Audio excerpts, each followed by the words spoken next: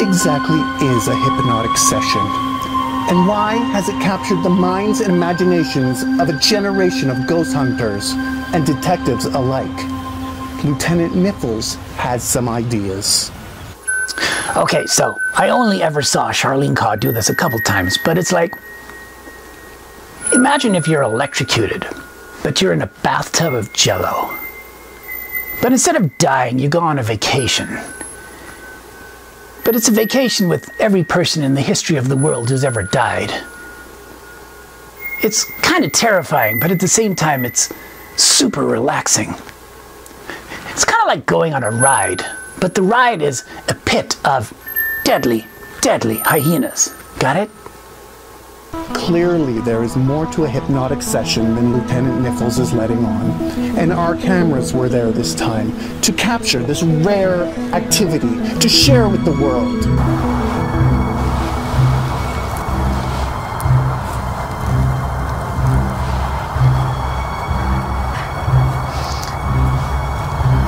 We have crystals to represent calm and focus. Our ceremonial dagger, bones of the dead, and candles to light the way into the shadow realm.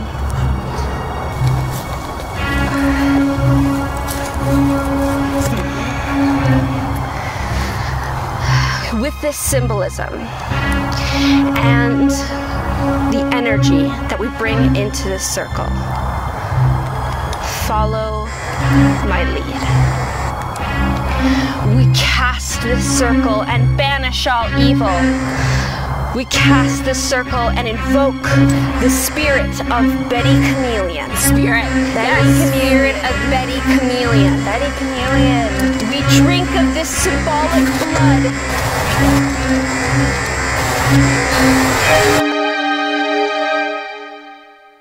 But unfortunately, as the hypnotic session began, our equipment had a massive failure.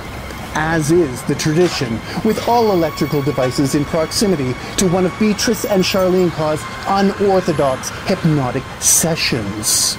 Perhaps one day we will find a way to film them. Until then, we must let our imaginations run wild like a small child in a field of corn. When our cameras came back on, the session was done, but Hansa was in the midst of an angry possession. Oh, shit! Oh my god! Release her!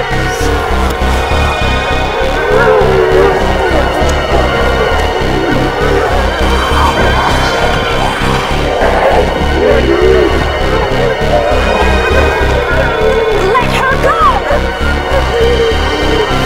Be gone, foul demon!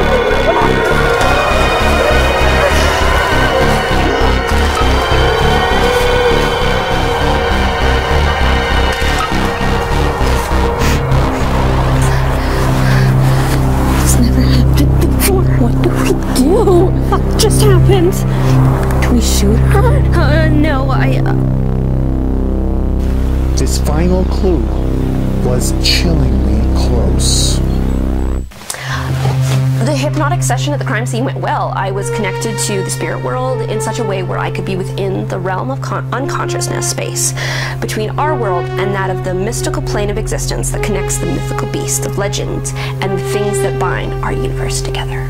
Basically, what we're trying to tell you is that Betty Chameleon was stalked, chased, and eventually attacked by a vicious pack of vampire weregoats.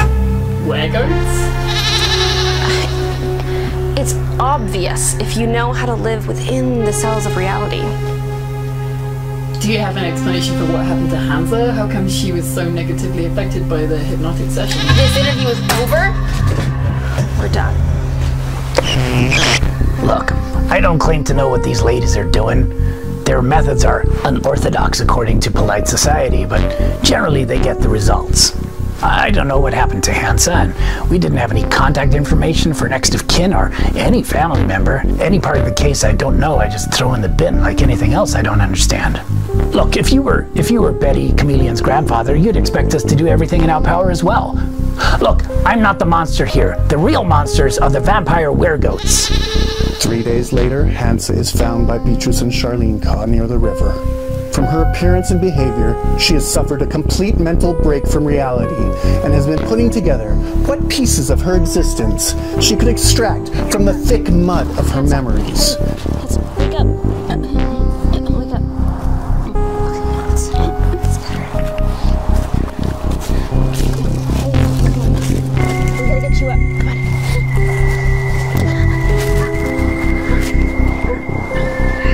Is Hansa the key to all of this? Is it this incident that put all the pieces of the puzzle back together? Beetrice and Charleenkaw, they really know what they're doing. I can feel it. I'm getting close. I'm getting close to being connected with my abilities, and I really trust them, and the way that they're guiding me towards my abilities. I feel it, and I trust them. I do. I trust them a lot, and I'm just looking forward to knowing what my psychic ability is. Maybe I'll even be able to see beyond the grave, see dead people. I don't know. Maybe. Soon after Hansa was found, the body of Betty Chameleon washed up on shore, only meters from where Hansa was discovered. Her body had many injuries that are consistent with attacks by vampire weregoats.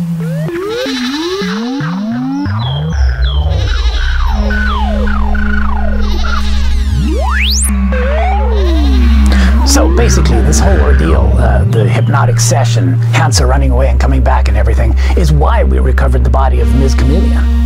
I can't say it enough. I'm a skeptic turned believer. I put these young ladies on a salary with a bonus for every case solved. And they made their bonus this week. Heck, I may even treat them to dinner at my favorite restaurant, Hank's Chicken Shack, where the chicken is fresh and the drinks are hot. Well, Niffles is right. We do our job perfectly. Like we do every single time. We do, and it's almost like the police force is absolutely incapable of solving almost any mystery at all without our, investigative techniques. You got that right, old friend. Also, if I have to have one more piece of Hank's Chicken Shack, I'm going to throw up. Like I did 2 weeks ago. God, Niffles filled me so full of Hank's chicken, it was obscene. And what is with that place and the hot drinks? I wanted a Diet Coke and it comes out steaming. You know, that's so gross. I think that's what tipped me over the edge 2 weeks ago when I vomited all over Lieutenant Niffles' car. Ugh, that was a horrible smell.